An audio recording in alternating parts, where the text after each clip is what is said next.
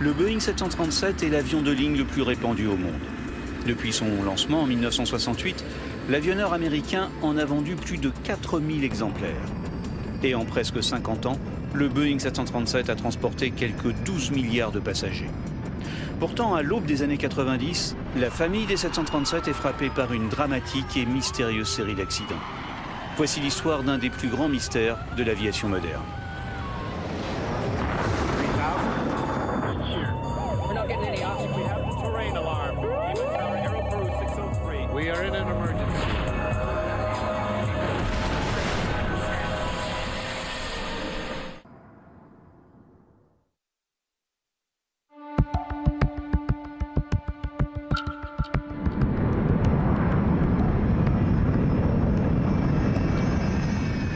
Nous sommes le 3 mars 1991.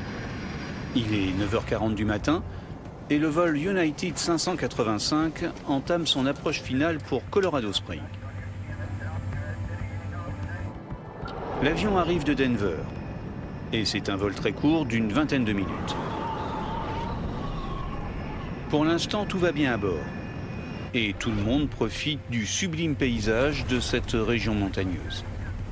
Il a l'air de faire beau. Difficile de croire que le ciel nous est hostile. La seule préoccupation de l'équipage concerne les turbulences et les violentes rafales de vent prévues au moment de l'atterrissage à Colorado Springs. J'ai jamais pu atteindre Colorado Springs sans être malade. C'est le commandant Harold Green qui est aux commandes du 737. 52 ans, 20 ans de métier et une réputation irréprochable. À ses côtés, Patricia Edson. À 42 ans, elle est une des toutes premières femmes devenues copilote chez United Airlines. PNC, préparez-vous pour l'atterrissage.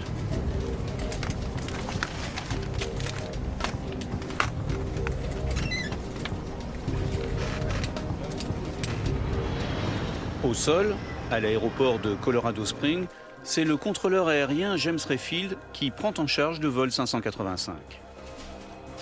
United 585, vous avez l'aéroport en vue? Tu l'as? Ouais. Aéroport en vue, United 585. Descends le train d'atterrissage.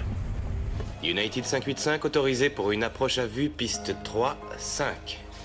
Conditions météo, vent 320 degrés, rafale à 29.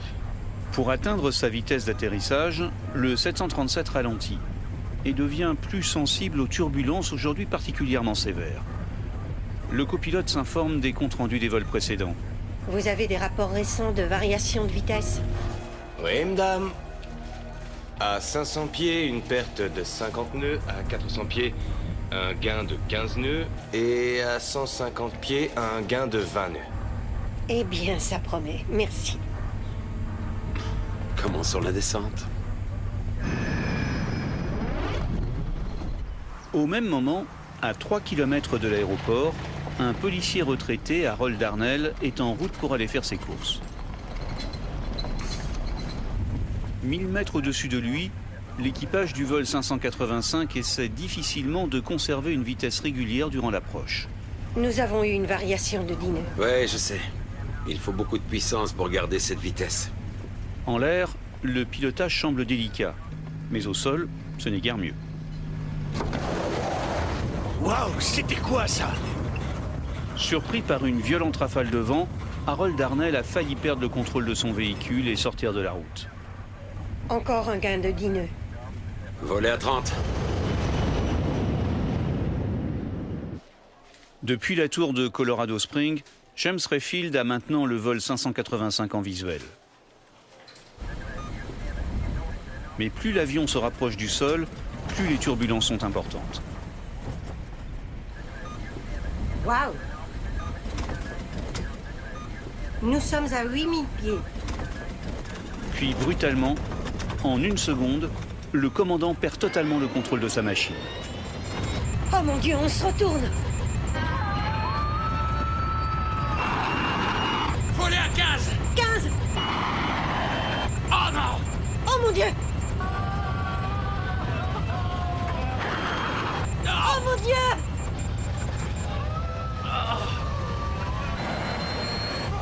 Oh mon Dieu! Ah! Oh mon Dieu.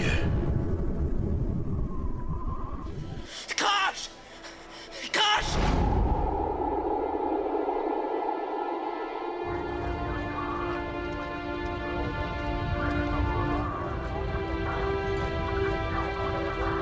Les secours sont sur place en quelques minutes, mais il n'y a plus personne à secourir. Du Boeing 737 et de ses occupants, il ne reste qu'un profond cratère noirci et jonché de débris multiples. The plane didn't skate or bounce, you know, like when a plane comes in normally and lands, it just nosed right in, and where it hits, where it stayed. And I came down here, and this is when I saw all of the. It was horrible. Les 20 passagers et les 5 membres d'équipage ont été tués sur le coup, au moment de l'impact avec le sol, quelques 10 secondes après la perte de contrôle de l'avion. D'emblée, la cause de cet accident foudroyant paraît totalement mystérieuse.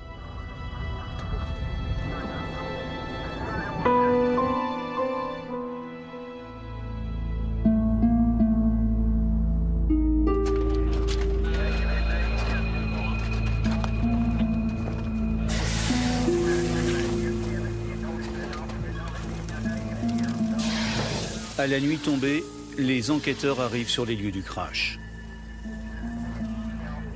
Ils appartiennent au fameux NTSB, le Bureau national de la sécurité des transports américains.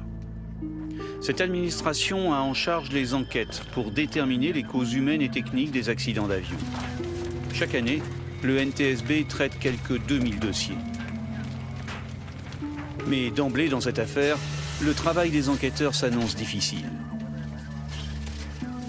Sur la scène de l'accident, alors que les médecins légistes indiquent l'emplacement des restes humains à l'aide d'un marqueur rouge, les enquêteurs, eux, placent des marqueurs jaunes sur toutes les pièces de l'avion susceptibles de servir d'indice. Mais pour tous, le travail est aussi pénible qu'une intervention sur une scène d'attentat qui n'aurait laissé aucun survivant. Malcolm Brenner est un des enquêteurs chargés de l'affaire. Spécialisé dans les facteurs humains, son travail consiste à déterminer si l'accident est lié ou non à une erreur de pilotage. La zone avait été bouclée par la police et il y avait les camions de l'armée du salut. J'ai pris une tasse de café ou de chocolat ou un truc comme ça et je les ai remerciés. Ils m'ont dit « Non, non, c'est nous, merci à vous ». Et j'ai lu dans leurs yeux « On n'aimerait pas être à sa place ». Les éventuels indices sont enterrés au plus profond du cratère, creusé par l'impact du fuselage qui s'est recroquevillé comme un accordéon. Le reste de l'appareil a été volatilisé en une multitude de morceaux concentrés sur quelques milliers de mètres carrés, à peine la surface d'un terrain de football. Il y avait beaucoup de dégâts dus au feu parce que le crash avait provoqué un incendie. Et dans une zone assez restreinte, ce qui pourrait vouloir dire, enfin c'était juste une première impression, que l'avion était peut-être intact au moment de l'impact. S'il avait explosé en vol ou si un morceau s'était détaché, on aurait eu une zone de crash beaucoup plus grande. Ma première impression en voyant les dégâts sur les pistes de l'avion, c'était que l'enquête allait prendre du temps. Ça prend toujours plus de temps quand les pièces sont brûlées ou endommagées.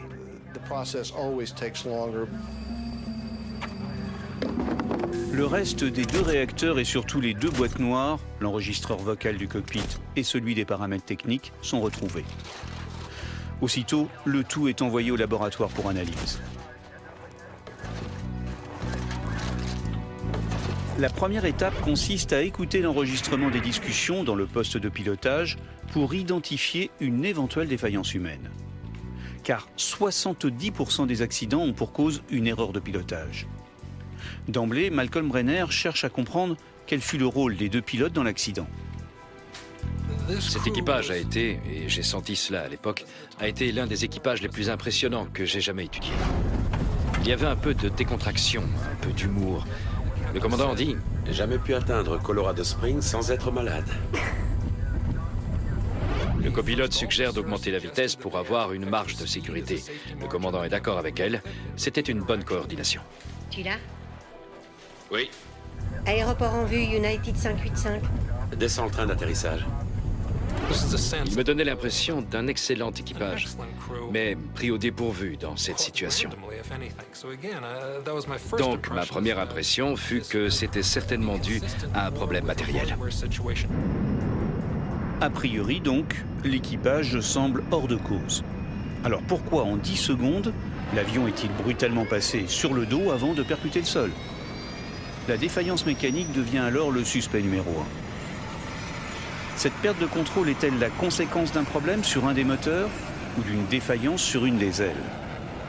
Compte tenu de la disposition des débris, les enquêteurs sont persuadés que l'avion était intact au moment de percuter le sol. Ils ignorent en revanche si ses moteurs fonctionnaient correctement.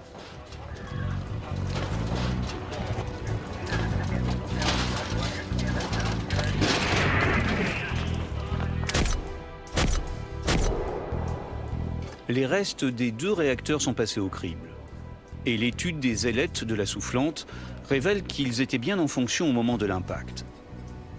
Les moteurs étaient en marche, mais pour l'instant, rien ne confirme qu'ils fonctionnaient correctement. La plupart des cadrans des instruments de bord ont été pulvérisés, notamment ceux indiquant la pression hydraulique. Cela dit, même en 1000 morceaux, un cadran peut se transformer en indice.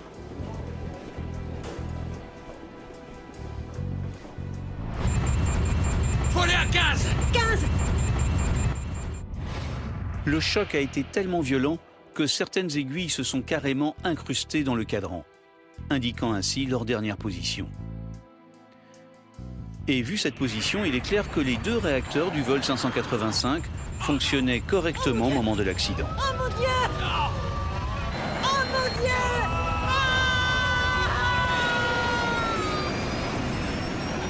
La panne de moteur étant elle aussi exclue, seule demeure la piste d'une défaillance des commandes de vol pour expliquer la brutalité de la perte de contrôle.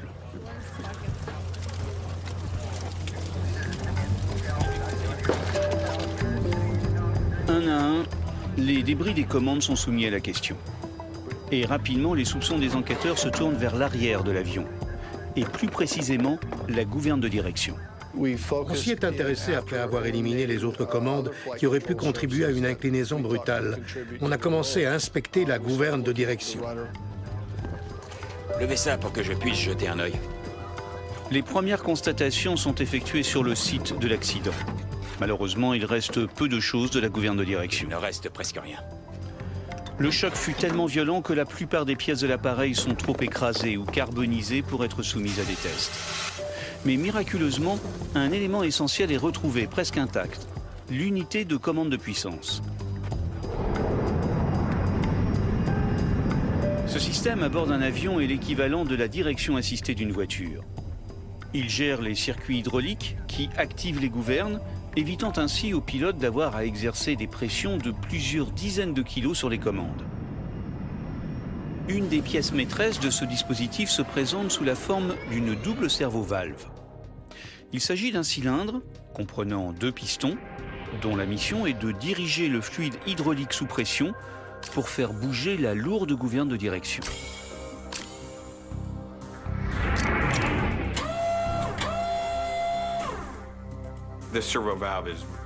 La servo-valve est une pièce unique.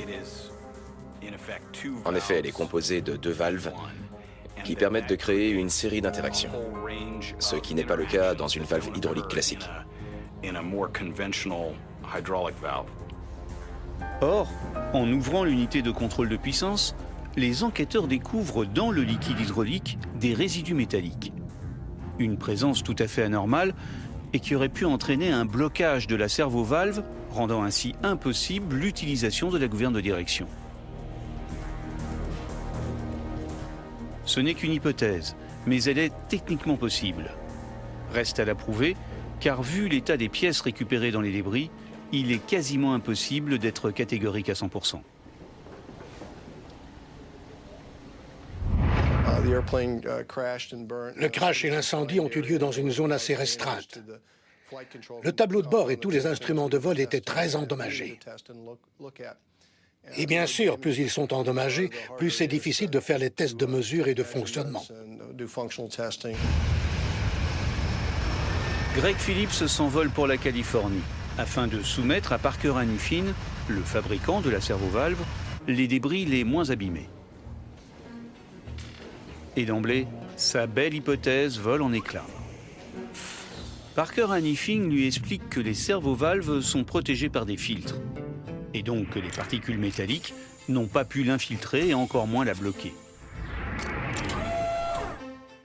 Bref, rien n'est susceptible d'expliquer un éventuel mouvement brusque de la gouverne de direction du vol 585. On n'avait absolument aucun indice ni aucune information fiable qui nous aurait permis de dire que l'accident avait été causé par le boîtier de commande de la gouverne de direction, ou la servovalve, ou n'importe quel autre élément du système de contrôle de vol. Bien sûr, l'enquêteur soupçonne toujours un problème mécanique. Mais lequel?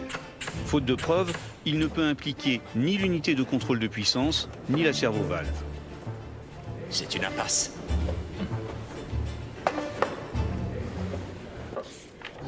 Une seule autre piste pourrait être envisagée, celle d'un phénomène météorologique propre à la région montagneuse de Colorado Springs. Le jour de l'accident, la situation météo a-t-elle pu générer des vents suffisamment violents pour entraîner la perte de l'avion? Dans l'histoire des accidents d'avion, beaucoup sont dus à des courants ou à des vents rabattants en zone de montagne. En 1966, un 707 de la BOAC, pris par des vents rabattants, s'est écrasé à proximité du mont Fuji. Un vent violent heurtant un massif montagneux crée une dépression de l'autre côté de la montagne. Cela entraîne des violents et invisibles courants d'air plongeant vers le sol. On les appelle des vents rabattants et ils sont très dangereux pour l'aviation. On a rassemblé beaucoup de preuves incriminant les vents rabattants en analysant les données de l'atmosphère à la surface et en altitude et en interrogeant des témoins. Greg Salotolo recueille plusieurs témoignages crédibles, indiquant une météo un peu étrange le jour du crash. Harold Darnell est l'un des témoins les plus intéressants. Waouh, c'était quoi ça? C'est lui dont la camionnette s'est faite violemment secouer par une rafale de vent quelques secondes avant l'accident. Greg essaie de recouper ce témoignage avec d'autres. Mais au fil des entretiens, l'hypothèse d'un vent rabattant finit par perdre sa probabilité.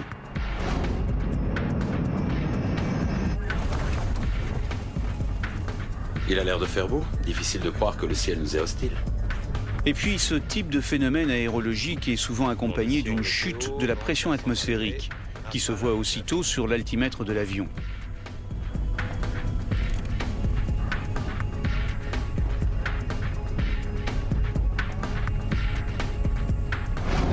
Rien n'indiquait ça sur l'enregistreur des données de vol du 585.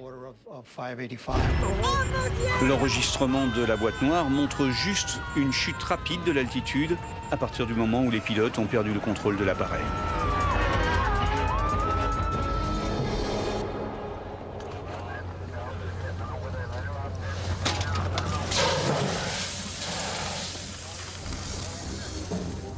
Après 21 mois d'enquête, presque 2 années de travail, après avoir étudié le comportement de l'équipage, les conditions météo, les éventuelles défaillances mécaniques et toutes les hypothèses possibles et imaginables, les enquêteurs du NTSB doivent se rendre à l'évidence, ce crash est un mystère.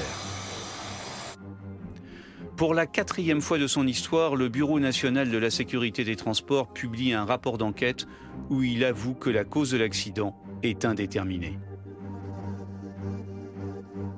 On n'avait pas ménagé notre temps ni nos efforts dans cette enquête, et on ne savait toujours pas ce qui s'était vraiment passé. C'était comme s'il traquait un tueur en série. Il était frustré de ne pas avoir résolu le vol 585. Il ne voulait pas que cela se reproduise. Et pourtant, le tueur est toujours en liberté, et 2 années plus tard, il va de nouveau frapper. Ce jour-là, le vol 427 du SR approche de Pittsburgh, sa destination finale. Il est 19h et le temps est superbe, sans un souffle de vent. Le commandant Peter Germano et le copilote Chuck Emmett se préparent pour l'atterrissage. Ici le poste de pilotage. Nous allons atterrir dans une dizaine de minutes.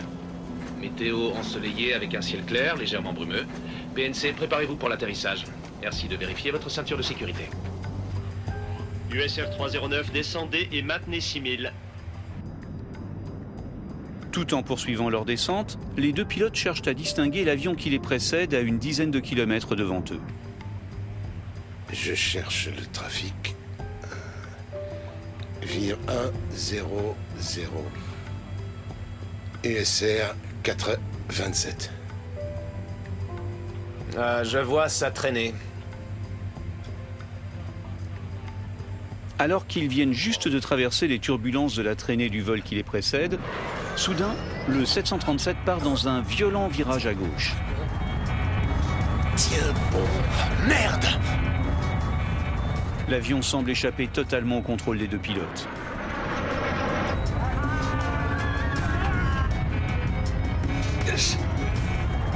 C'est quoi ce bordel?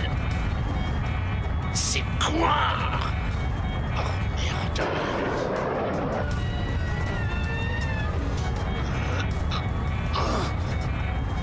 427 m'aider!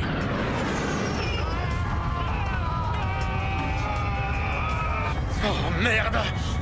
Redresse! Redresse! Oh mon Dieu, non! Non!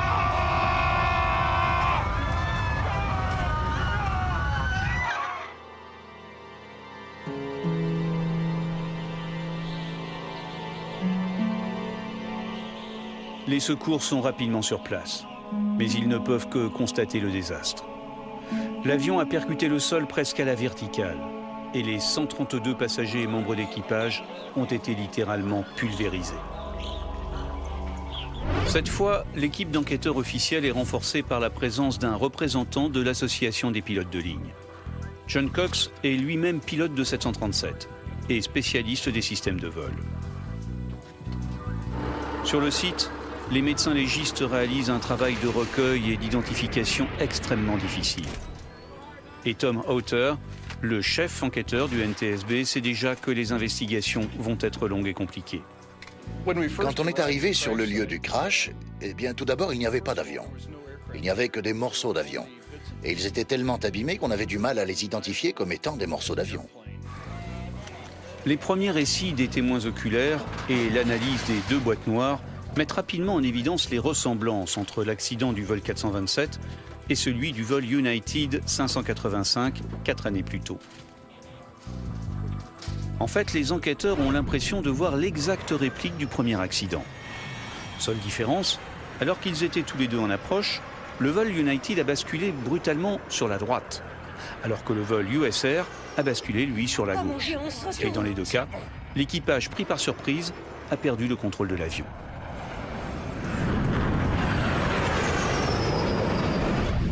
Certes, on était tous au courant du crash du vol United 585 à Colorado Springs. On ne l'oubliait pas, mais on a essayé d'entamer cette enquête avec le maximum d'objectivité. Mais au fur et à mesure que l'enquête progresse, la liste des similitudes s'allonge. Par exemple, dans les deux cas, les moteurs fonctionnaient normalement. Seule différence, alors que le vent soufflait fort pour le vol 585, le vol USR 427, lui, a réalisé son approche sur Pittsburgh avec une météo parfaite, sans un souffle de vent. Ici le poste de pilotage. Nous allons atterrir dans une dizaine de minutes. Météo ensoleillée avec un ciel clair. D'après les enregistrements des boîtes noires, l'approche de Pittsburgh s'est faite avec une météo extrêmement calme, sans aucune turbulence. Les pilotes étaient détendus, ils se préparaient à l'atterrissage. PNC, préparez-vous pour l'atterrissage. Merci de vérifier votre ceinture de sécurité. Comme ce fut le cas pour le crash précédent, Greg Phillips s'intéresse d'emblée à une éventuelle défaillance mécanique. Or, cette fois, la queue de l'appareil et la gouverne de direction sont retrouvées relativement intactes.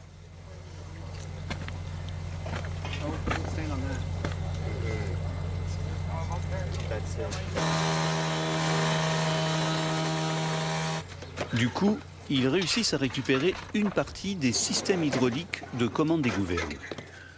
Ils sont beaucoup moins abîmés que sur le vol 585.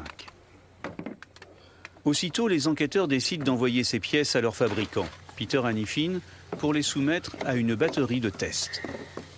Il faut dire que la pression sur le NTSB s'accroît de jour en jour. Et pour cause. Les deux accidents concernent le même appareil, un Boeing 737, à l'époque l'avion le plus répandu au monde. Un défaut caché pourrait remettre en cause la carrière commerciale du 737. L'enjeu pour le constructeur et les compagnies se calcule en milliards de dollars. Bref, Tout le monde se pose la question, le 737 est-il devenu dangereux? Pour nous, enquêteurs, c'était impossible de rester avec 2 crashs de 737 non résolus. C'est un avion beaucoup trop utilisé partout dans le monde. Il transporte trop de monde tous les jours. C'était intolérable de ne pas avoir de réponse. Si les causes du crash restaient indéterminées, si nous n'arrivions pas à en trouver les causes, et si un 3e crash de 737 avait lieu dans des circonstances similaires, c'était toute la flotte mondiale des 737 qui était condamnée. Attention à ça. Le NTSB décide alors d'engager sur l'enquête du vol 427 les moyens les plus importants de toute son histoire. En fait, les enquêteurs se sont lancés dans une véritable course contre la montre. Ils doivent débusquer le tueur avant qu'il ne frappe de nouveau. Toutes les pistes sont ouvertes, depuis la collision avec les oiseaux jusqu'aux hypothèses les plus étranges. Ils ont étudié des interférences électromagnétiques. Ils ont reçu des appels dénonçant des rayons de la mort venus de Russie. Ils ont tout exploré. Un couple a même déclaré que l'avion était descendu brutalement, puis avait plané avant d'exploser. On n'a pas retenu ce témoignage. En l'état, le suspect numéro 1 demeure la double cerveau-valve de la gouverne de direction. Mais pour l'instant, il n'y a pas de preuve, juste une suspicion. En Californie, Parking & Iffin, le fabricant de la pièce, procède sur la cerveau-valve du vol 427 aux mêmes analyses que celles réalisées sur le vol 585. Et ils font le même constat. Il y a des particules métalliques dans le fluide hydraulique. Pour arriver avec Boeing à la même conclusion. Les cerveau-valves étant protégés par des filtres, les particules métalliques n'ont pas pu les infiltrer et encore moins les bloquer.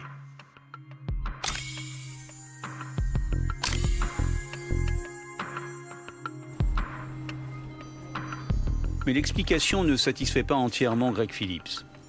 Il demande une nouvelle analyse. Si la cerveau-valve a été bloquée par un débris, celui-ci a dû laisser une trace sur le métal à l'endroit du blocage. Mais on ne trouve aucune trace. Encore une impasse. OK. L'enquêteur demande alors aux techniciens de soumettre la cerveau-valve du vol 427 à une batterie de tests supplémentaires. Il veut être certain que la pièce ne présente absolument aucune défaillance. Et à l'issue des tests, le fait est que la pièce ne présente aucune défaillance. Cette pièce a passé tous les tests opérationnels. Il n'y avait rien qui puisse indiquer qu'elle était défaillante. Elle fonctionnait parfaitement selon nos paramètres. Faute de défaillance matérielle, l'enquête s'oriente une fois encore vers les pilotes.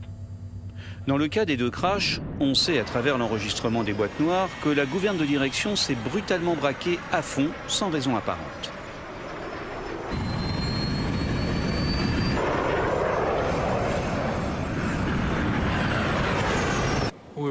On s'était définitivement focalisé sur la gouverne de direction qui s'est retrouvée embutée à droite ou à gauche pendant plus de 20 secondes. Ça pouvait venir soit de la pièce elle-même, soit d'un défaut dans la pièce, soit du pilote. Sur le vol 427, on sait également que durant la chute de l'appareil, le copilote a appuyé sur le palonnier qui commande la gouverne de direction.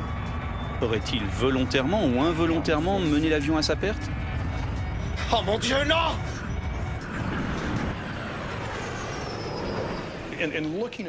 De mon point de vue de pilote, ce n'est pas un comportement rationnel.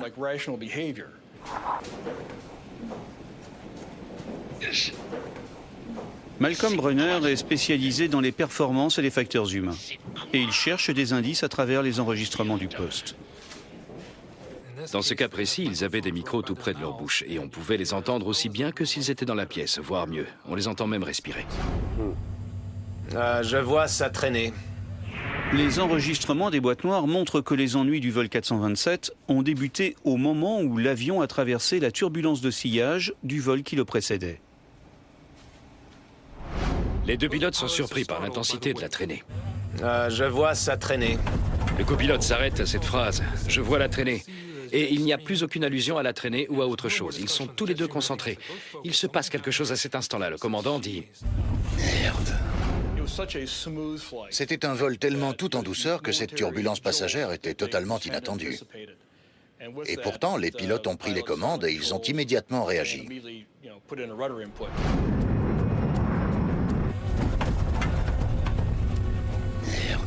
Sur la bande d'enregistrement, on entend le bruit sourd lié à la traversée de la turbulence de sillage.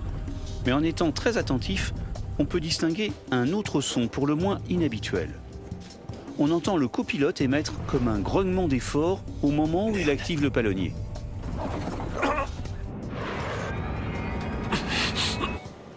Ce grognement est inhabituel. Les commandes sont conçues pour que les pilotes n'aient pas d'effort à faire. Elles sont adaptées aux capacités physiques humaines. C'est pourquoi un grognement est typiquement le signe d'un dysfonctionnement. En synchronisant l'enregistrement des commandes avec celui des sons du cockpit, Malcolm Brenner s'aperçoit que les grognements du copilote débutent à l'instant précis où il actionne le palonnier, 3-4 secondes après la traversée de la turbulence de sillage. C'est quoi? Un élément qui tente à prouver que l'équipage n'a pas volontairement mis l'avion en péril. Au contraire, les pilotes semblent avoir été surpris avant de réagir promptement. Mais quelque chose, un élément toujours mystérieux, les a visiblement condamnés à l'impuissance. C'est quoi ce bordel? 2 ans se sont écoulés depuis l'accident du vol 427 et presque 5 années depuis celui du vol 585. L'enquête est dans l'impasse. On ignore toujours pourquoi les 2 737 se sont écrasés. La frustration grandissait avec les mois qui devenaient des années. Qu'est-ce qui nous échappait? Ça a certainement eu un impact sur leur vie personnelle. Ils cumulaient les heures supplémentaires. Ils n'arrêtaient pas d'y penser. On s'acharnait sur un avion qui avait un historique de sécurité incroyable. Depuis 30 ans, tout concourait à en faire un avion grandiose. Et voilà que nous, on était en train d'essayer de prouver qu'il y avait quelque chose qui clochait avec le premier de la classe. C'était évident qu'il y pensait tout le temps. Il avait même fait un cauchemar dans lequel il était jugé par une commission du Congrès qui l'interrogeait parce qu'il y avait eu un 3e crash de 737. Et dans ce cauchemar, toutes les caméras étaient pointées sur Tom. Et un membre du Congrès lui demandait « Pourquoi n'avez-vous pas condamné toute la flotte ?»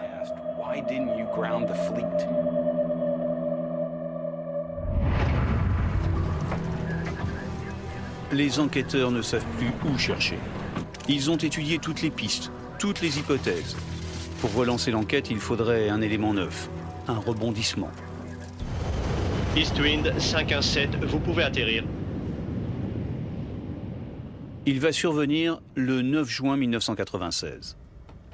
Ce jour-là, le commandant Bishop, aux commandes d'un 737, est en approche finale sur l'aéroport de Richmond, en Virginie, lorsque soudain, l'avion bascule brutalement sur la droite.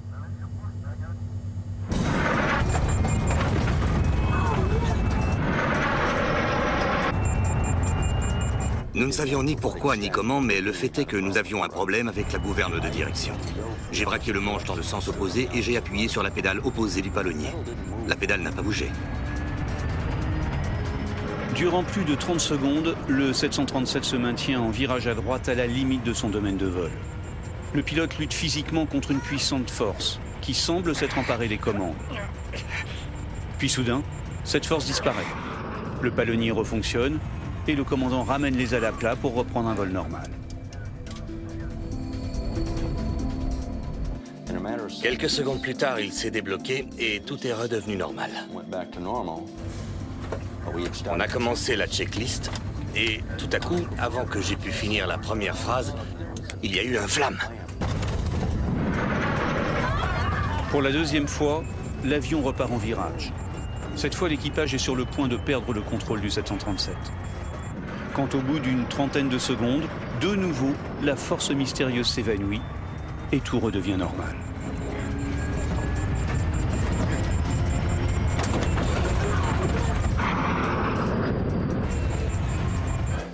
À la seconde fois, j'ai regardé le copilote et je lui ai dit « Lance un Médée ».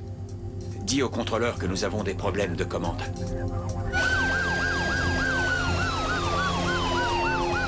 En ralentissant pour l'atterrissage, l'équipage sait qu'il augmente les risques. Si l'avion repart une 3e fois à basse vitesse et basse altitude, il peut décrocher, alors ils ne pourront plus récupérer l'appareil. À un moment donné, j'ai dit à mon copilote de regarder par la fenêtre et de trouver un endroit sombre. Il faisait nuit et on voulait éviter les zones habitées. Il était très calme et il m'a indiqué un espace sombre un peu plus loin. Mais la force mystérieuse s'est définitivement évanouie. Et le vol 517 réussit quelques instants plus tard à atterrir sur la piste de Richmond.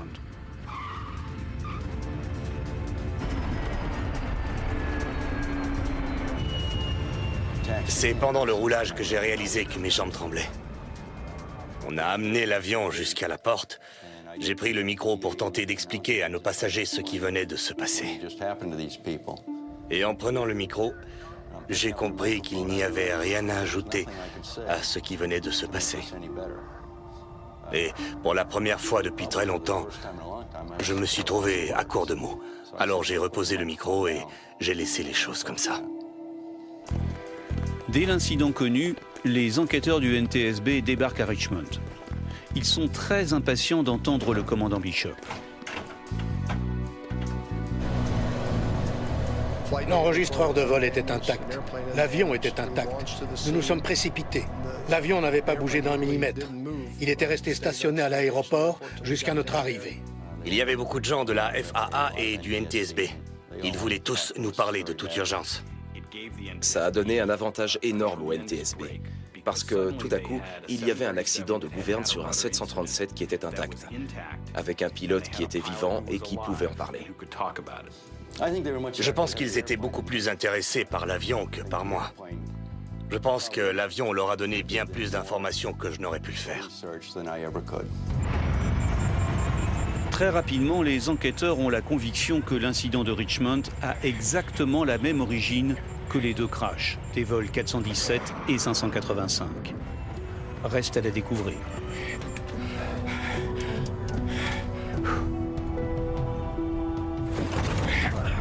Et quand on leur a demandé ce qui s'était passé, ils ont dit qu'ils avaient eu un problème avec la pédale de la gouverne de direction. La pédale du palonnier était bloquée. J'appuyais à fond sur la pédale et je n'arrivais pas à la faire bouger. Mon Dieu. Le témoignage du commandant Bishop est accablant pour le palonnier. Il n'y a aucun doute, il s'est bel et bien bloqué. Les enquêteurs décident de démonter l'unité de contrôle de puissance et de la tester. Mais une fois de plus, elle semble fonctionner parfaitement.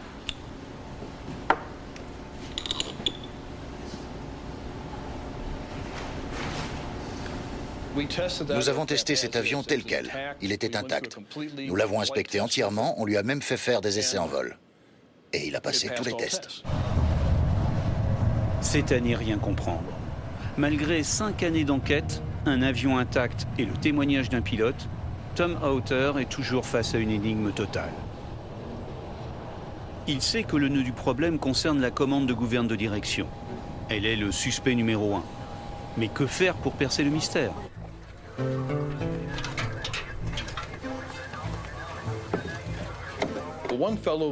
Quelqu'un nous a parlé d'un test de choc thermique qu'on pratique dans l'armée. Quand on met du fluide hydraulique très chaud sur un actionneur très froid, il réagit de façon très étrange.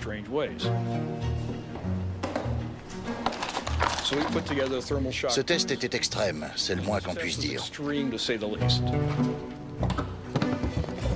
Le 26 août 1996, les enquêteurs du NTSB se déplacent à Valence, en Californie, pour assister à un nouveau test sur la fameuse unité de commande de puissance du vol 427. La pièce est artificiellement refroidie à l'azote pour la mener à moins 40 degrés. La température extérieure à 10 000 mètres d'altitude. Puis, un fluide hydraulique surchauffé est brutalement injecté dans les pistons.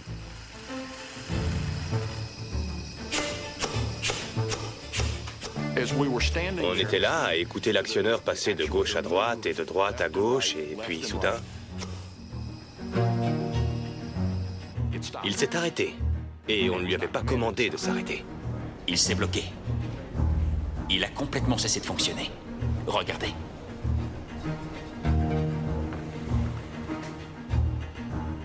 Greg Phillips, le spécialiste NTSB pour les systèmes, demande alors le démontage de la valve pour voir si le blocage a généré des rayures sur le métal. Regardez ça. Il n'y a pas une trace. Cette fois, ils touchent au but. Ils viennent de prouver que la servo-valve contrôlant la gouverne de direction pouvait, dans certaines conditions, totalement se bloquer, et ce, sans laisser aucune trace. La nouvelle est terrifiante. Cette servo-valve est montée en série sur les milliers de Boeing 737 volant dans le monde. Et le blocage, déjà survenu à 3 reprises, peut se reproduire n'importe quand. Et les enquêteurs ne sont pas au bout de leur surprise. Boeing, le constructeur de l'avion, va mettre en évidence un phénomène encore pire que le blocage. La découverte la plus importante a été faite par un ingénieur de Boeing qui, en examinant les données de ce test, a découvert des chiffres indiquant que la valve s'était en plus inversée. C'est une révélation fondamentale. Non seulement la servo-valve peut se bloquer, mais elle peut carrément s'inverser. En clair, si l'avion part à gauche, que le pilote tente de corriger environ à droite, il va en fait accentuer le mouvement vers la gauche, plongeant l'avion dans une vrille mortelle.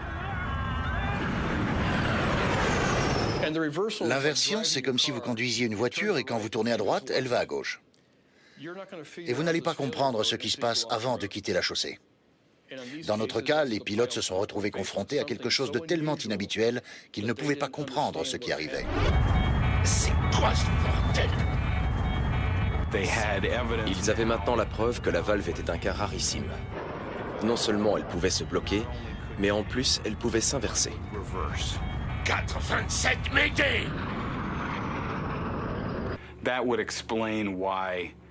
Ça expliquerait que le copilote Chuck Emmett continuait d'appuyer sur la pédale du palonnier, tout en se demandant pourquoi l'avion n'allait pas à droite, alors qu'il sentait qu'il partait vers la gauche.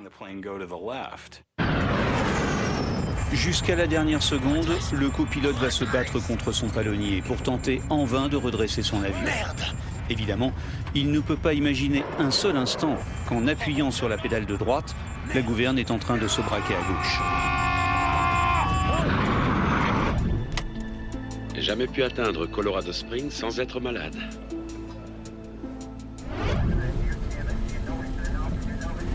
PNC, préparez-vous pour l'atterrissage. Le cas du vol USR 427 étant résolu, les enquêteurs reviennent alors sur celui du vol United 585. La même cause aurait-elle produit le même effet? Encore un gain de guineux. Pour en revenir à Colorado Springs, on peut suivre tout ce que le commandant faisait. Il est près du sol, quand tout à coup, sous la pression de l'inversion de la gouverne, il appuie légèrement sur la pédale du palonnier qui repousse violemment sa jambe en arrière. Oh mon Dieu, on se retourne! Voler à 15! 15! L'inversion de la gouverne est compatible avec le mode de fonctionnement de l'équipage tel que je l'ai compris. On était capable de montrer la défaillance du système. Tout correspondait à l'enregistrement des données de vol de chaque avion. Ça coïncidait parfaitement. On avait beaucoup plus d'informations utilisables pour expliquer le crash du United 585. Et à partir de là, on a refait le rapport. Oh mon Dieu! Entre le blocage de la gouverne de direction et l'impact avec le sol, il s'est écoulé moins de 10 secondes. L'équipage n'avait aucune chance de rattraper la situation. Ces deux accidents ont entraîné des changements radicaux dans le monde de l'aviation. Tout d'abord, les pilotes de 737 du monde entier ont été formés pour réagir le plus correctement possible face à un blocage et une inversion des gouvernes.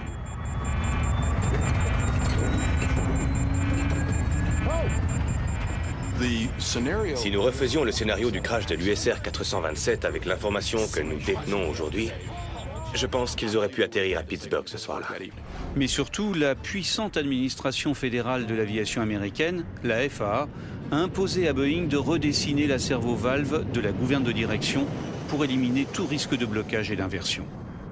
Le constructeur a dépensé des centaines de millions de dollars pour équiper la flotte mondiale de 737 d'une nouvelle servo-valve. Au NTSB, nous détestons ne pas résoudre un accident. parce que du coup, nous sommes en défaillance de sécurité. Ainsi, grâce aux vols USR 427 et United 585, nous avons une flotte de 737 bien plus fiable.